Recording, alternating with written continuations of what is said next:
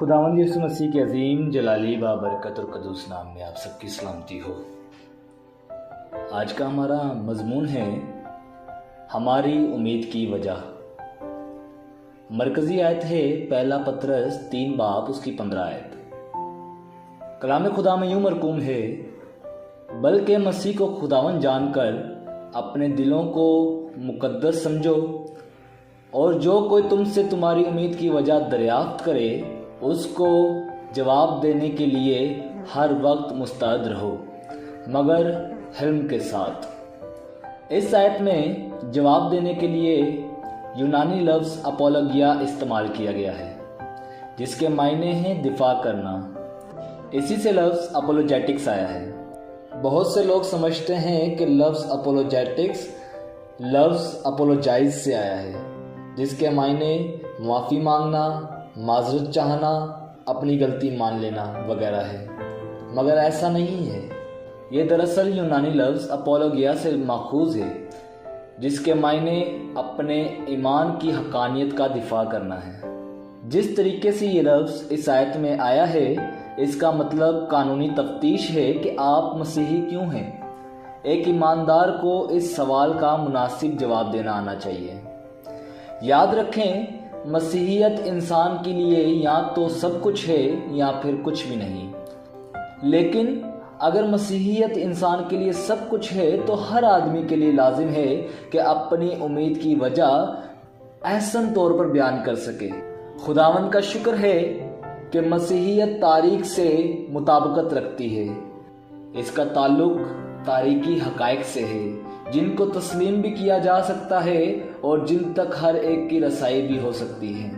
लूका रसूल की अंजील उसका पहला बाब और उसकी 1 से 2 आयत में यूं रकम तराज है, चूंकि बहुतों ने इस बात पर कमर बांधी कि जो बातें हमारे दरमियान वाक़े हुई इनको तरतीब वार बयान करे, जैसा कि उन्होंने जो शुरू से खुद देखने वाले और कलाम के खादिम थे हम तक पहुंचाया।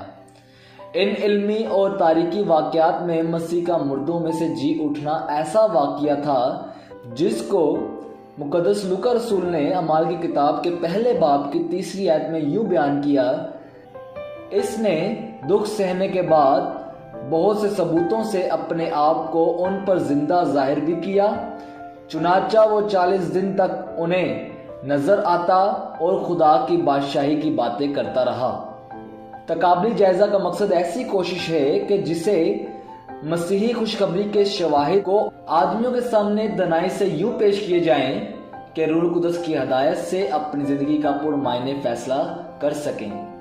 कलाम खुदा में यूं मरकूम है कि पलूस लगाता है, अपलूस सेंचता है, मगर बढ़ाता खुदा है। ये बात समझने से बालातर है, क्योंकि तकाबली बहस किसी को मसीही नहीं बना सकती। या यूं कहें कि सिर्फ जिंदगी का रूह यानी कि रूह कुदस ही मुर्दा इंसान को नई जिंदगी की नवीद दे सकता है। या यूं कह लीजिए कि दुनिया को गुनाह और रास्तबाजी और अदालत के बारे में कायल कर सकता है। इब्रानियों 4 बाब उसकी 12 आयत में यूं मरकूम है, क्योंकि खुदा का कलाम जिंदा और मुअस्सर और 2 धारी तलवार से ज्यादा तेज है और जान और रूह और बंद और गूदे गूदे को जुदा करके गुजर जाता है और दिल के ख्यालात और इरादों को जांचता है।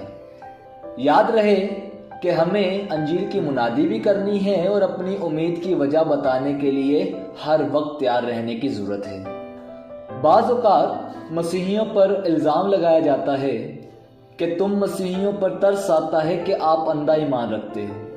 मतलब ये हुआ कि इल्ज़ाम लगाने वाले हजरात कहते हैं कि मसीह को कबूल करने से मुराद दनाई की खुदकशी है।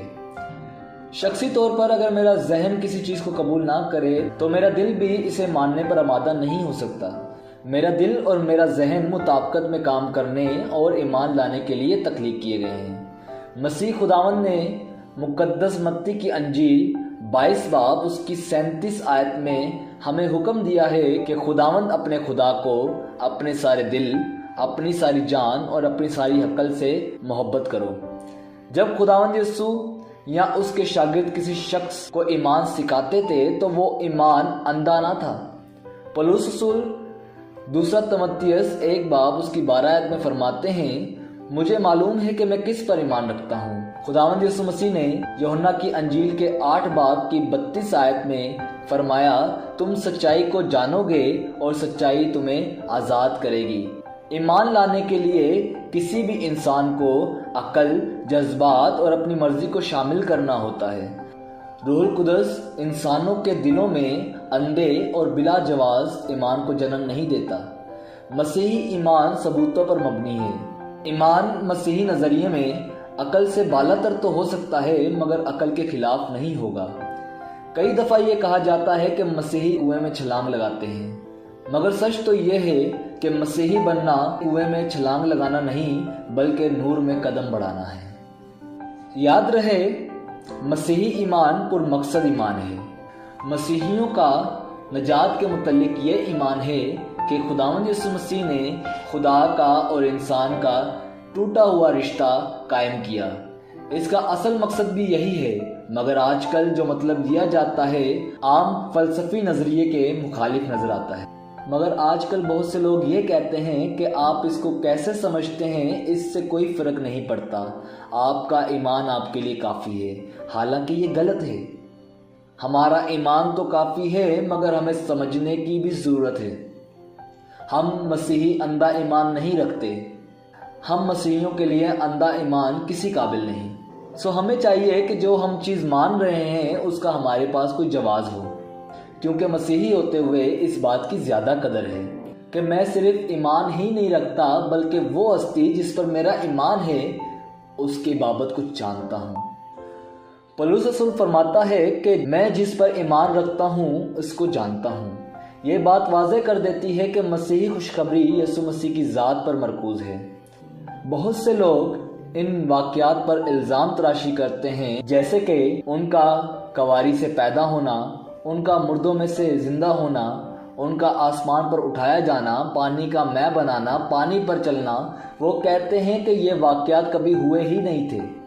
ये तो इसलिए बढ़ाकर पेश किए गए हैं कि मसीह की इलाही शख्सियत को साबित किया जा सके।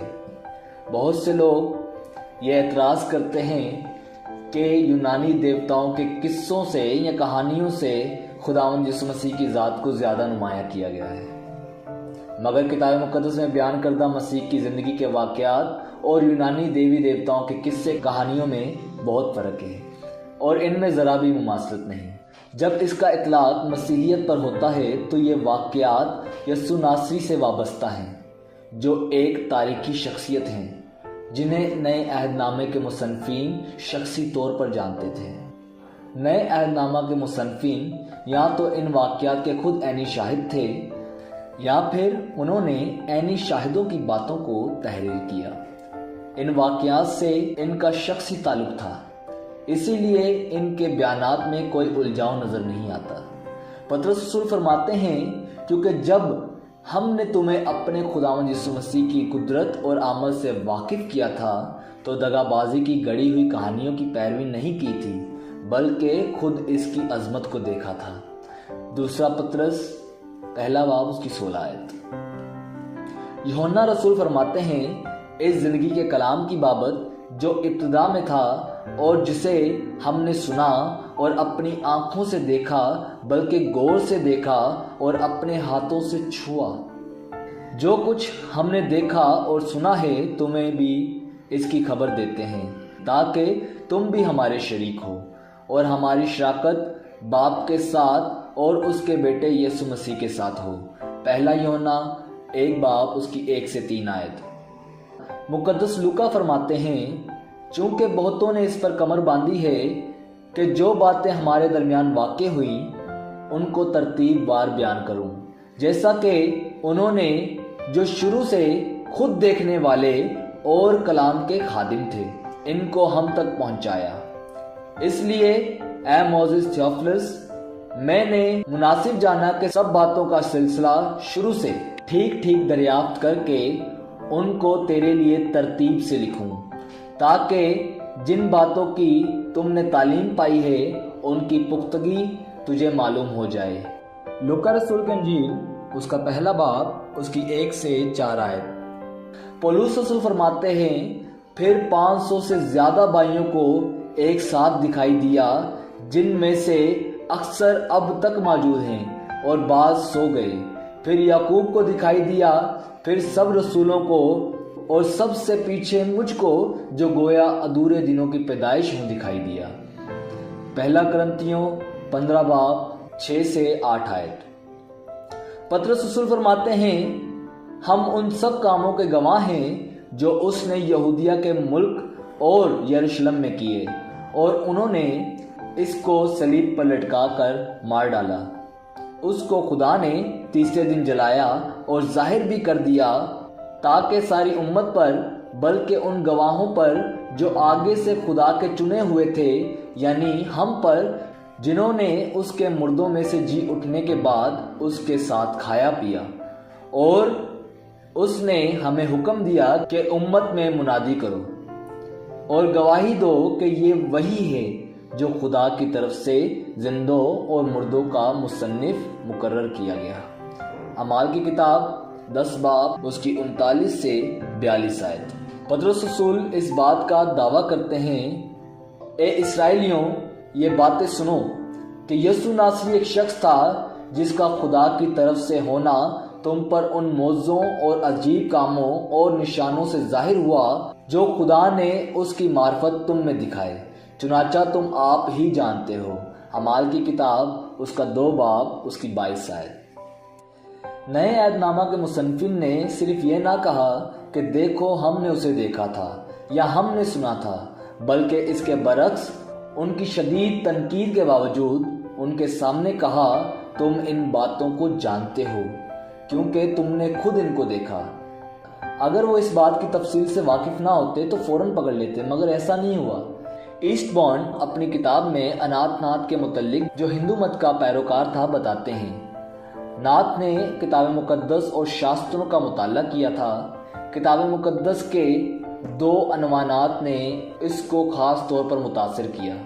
अव्वल, तजस्सुम की हकीकत, दोम, आदमी के गुनाहों के लिए कफ़ारा। इन रूहानी असूलों को वो हिंदू मत की तालीमात में ढूंढने लगा। उन्हें प्रजापति में मसीह की कुर्बानी का बदल मिल गया, जो वेदों का खालिक था। उन्होंने एक बड़ा फ़र्क भी देखा कि प्रजापति एक फर्जी कहानियों का निशान था जिसका इतलाक कई शख्सियतों पर होता है, मगर यीशु मसीह एक तारीखी शख्सियत थे। उन्होंने एतराफ़ किया कि हकीकी प्रजापति मसीह हैं जो दुनिया के दर हकीकत नजात दहिंदा है। याद रहे, अगर कोई शख्स यीशु नासरी की ज़िंदगी को तारीखी एतबार से पढ़े तो वो एक आला शख्सियत से मुतारिफ होगा। ज़माना हाल में बाज़ लोग तारीख को इस ख्याल से पढ़ते हैं कि कोई खुदा नहीं और ना ही मौजज़ात वाक़े हुए थे। इन नज़रियात को सामने रख कर वो तारीख की तहकीक वाज़ेह, दयानतदाराना और तनकीदी तौर पर करते हैं, लेकिन जब वो मसीह की ज़िंदगी का मुताला करते हैं तो उनके मौजज़ात और मुर्दों में से ज़िंदा होने के मुतल्लिक पढ़ने के बाद ये ख्याल करते हैं कि ना तो मौजज़ात हुए थे और ना ही यीशु मसीह मुर्दों में से ज़िंदा हुए। महदूद दुनिया में रहने की वजह से हम तसव्वुर करते हैं कि मौजज़ात का होना नामुमकिन है। नतीजा ये निकला कि इन चीज़ों का कोई वजूद ही नहीं। बहुत से लोगों की तारीखी दस्तरस अपनी कुव्वत अदराक पर है कि मसीह मुर्दों में से ज़िंदा हो ही नहीं सकता। दरअसल हमें सिर्फ अपने ज़हनी तवक्कुआत पर नतीजा नहीं निकालना चाहिए, बल्कि तारीखी मुआद से शुरू करना चाहिए। इसका कोई नुक्ता आगाज़ हो जो हमें सच्चाई तक ले जाए। इसको साफ और वाज़ेह अल्फाज में यूँ कहा जा सकता है कि जो आदमी खुदा की मौजूदगी का मुनकर हो वो किताब मुकद्दस पर यकीन कैसे कर सकता है। कुछ लोग खुदा से शख्सी ताल्लुकात को नहीं मानते, कुछ लोग इसकी माफोकल फितरत हैसियत को नहीं मानते, वो किताब मुकद्दस को कोई अहमियत नहीं देते, इसीलिए वो मसीह के मुर्दों में से ज़िंदा होने के मुतल्लिक नहीं जानते। ऐसे लोगों से मेरा सवाल है कि क्या आपका अपनाया हुआ रास्ता ही सही है? क्या दूसरे सब गलत हैं? अगर मसीही ईमान के दावे दुरुस्त हैं और सब लोग उसकी सदाकत को कबूल करते हैं तो फिर खुदा तक रसाई के लिए सिवाय मसीह के और कोई रास्ता नहीं। इसमें रवादारी का कोई मसला नहीं, मसला तो सच्चाई का है। कि सच्चाई को जानना है। यकीनन इस इम्कान को मान लेना हमारे लिए बेहतर है कि आदमी गलत भी हो सकता है। हाँ, आदमी को सिर्फ अपने तासुबात, अपने जज्बात को सामने रखते हुए फैसला नहीं करना चाहिए। अक्सर औकात मसीह की तरदीद जहनी नहीं बल्कि रज़ाई होती है। मसला ये नहीं कि हम मान नहीं सकते, बल्कि ये है कि मैं ना मानूं। याद रहे कि बहाने हजारों मंतकी वजाहत पर गालिब आ जाते हैं। जो कुछ वक्त निकाल कर मसीह के दावों की तहकीक करता है और फिर इस नतीजे पर पहुंचता है कि वो नहीं मान सकता या वो यकीन नहीं कर सकता, तो ये बात तो समझ में आती है। मगर ज़्यादातर लोग इन 3 वजूहात की बिना पर यीशु मसीह की तरदीद करते हैं, यीशु मसीह को तर्क कर देते हैं। पहला, नावाकिफियत की वजह से। कलाम खुदा में यूं मरकूम है, क्योंकि खुदा का गज़ब उन आदमियों की तमाम बेदीनी और नाराज़गी पर आसमान से ज़ाहिर होता है जो हक़ को नाराज़गी से दबाए रखते हैं। क्योंकि जो कुछ खुदा की निस्बत मालूम हो सकता है वो उनके बातन में ज़ाहिर है, इसलिए कि खुदा ने उसको उन पर ज़ाहिर कर दिया। क्योंकि उसकी अनदेखी सिफ़तें यानी उस अज़ली ज़ात की कुदरत और अलूहियत दुनिया की पैदाइश के वक्त से बनाई हुई चीज़ों के ज़रिए से मालूम होकर साफ नज़र आती है, यहाँ तक कि उनको कुछ उज़र बाकी नहीं। इसलिए कि अगरचा उन्होंने खुदा को जान लिया मगर उसकी खुदाई के लायक उसकी तमजीद और शुक्रगुजारी ना की, बल्कि बातिल ख्याल में पड़ गए और उनके बेसमझ दिलों पर अंधेरा छा गया और वो अपने आप को दाना जताकर बेवकूफ़ बन गए और गैर फ़ानी खुदा के जलाल को फ़ानी इंसान और परिंदों और चौपायों और कीड़े मकोड़ों की सूरत में बदल दिया। रोमियो के नाम पौलुस रसूल का खत, उसका 1 बाब, उसकी 18 से 23 आयत। दूसरा, तकब्बर। कलाम खुदा में यूं मरकूम है, फिर भी तुम जिंदगी पाने के लिए मेरे पास आना नहीं चाहते। मैं आदमियों से इज्जत नहीं चाहता, लेकिन मैं तुमको जानता हूँ कि तुम में खुदा की मोहब्बत नहीं। मैं अपने बाप के नाम से आया और तुम मुझे कबूल नहीं करते। अगर कोई और अपने ही नाम से आए तो उसे कबूल कर लोगे। तुम जो एक दूसरे से इज्जत चाहते हो और वो इज्जत जो खुदाए वाहिद की तरफ से होती है नहीं चाहते, क्यों कर ईमान ला सकते हो। यूहन्ना रसूल की अंजील, उसका 5 बाब, उसकी 40 से 44 आयत। तीसरा, इखलाकी मसाइल। कलाम खुदा में यूं मरकूम है, और सज़ा के हुक्म का सबब यह है कि नूर दुनिया में आया और आदमियों ने तारीकी को नूर से ज़्यादा पसंद किया, इसलिए कि उनके काम बुरे थे। क्योंकि जो कोई बदी करता है वो नूर से दुश्मनी रखता है और नूर के पास नहीं आता, ऐसा ना हो कि उसके कामों पर मलामत की जाए। मगर जो सच्चाई पर अमल करता है वो नूर के पास आता है ताकि उसके काम जाहिर हों कि वो खुदा में किए गए हैं। यूहन्ना 3 बाब, उसकी 19 से 21 आयत। खुदावंद के बंदा जॉश मैकडोनल्ड बताते हैं कि न्यू इंग्लैंड यूनिवर्सिटी के एक तालिब इल्म ने बताया कि उसे मसीहियत से अक्ली तौर पर मसला था और इसीलिए वो मसीह को अपना शख्सी निजात दहिंदा कबूल ना कर सका। वो फरमाते हैं कि मैंने दरियाफ्त किया कि इसके ईमान लाने में क्या रुकावट है। तो उस तालिब इल्म ने जवाब दिया, इसलिए कि नया अहदनामा काबिल एतमाद नहीं। फिर जोश मैकडोनल्ड फरमाते हैं कि मैंने उससे पूछा, अगर मैं ये साबित कर दूं कि नया अहदनामा अदबी कदामत में काबिल एतमाद है तो क्या वो ईमान ले आएगा? इसने नफ़ी में जवाब दिया। फिर जोश मैकडोनल्ड ने कहा कि आपको अक्ली तौर पर मानने में नहीं बल्कि इरादतन खुदावंद यीशु मसीह को कबूल करने में दिक्कत है। खुदावंद यीशु मसीह ने फरमाया, अगर कोई उसकी मर्ज़ी पर चलना चाहे तो वो उसकी तालीम की बाबत जान जाएगा कि खुदा की तरफ से है या मैं अपनी तरफ से कहता हूँ। यूहन्ना रसूल की अंजील, उसका 7 बाब, उसकी 17 आयत। अगर कोई शख्स मसीह के दामों की सच्चाई को जानना चाहे तो इसको खुदावंद यीशु मसीह की तालीमात पर अमल पैरा होना पड़ेगा ताकि वो जान जाए कि खुदावंद यीशु मसीह खुदा की तरफ से थे या वो अपनी तरफ से बातें कहा करते थे। लेकिन जो उसे मानने को ही तैयार नहीं, वो कैसे खुदावंद यीशु मसीह की ज़ात को जान या पहचान सकेगा।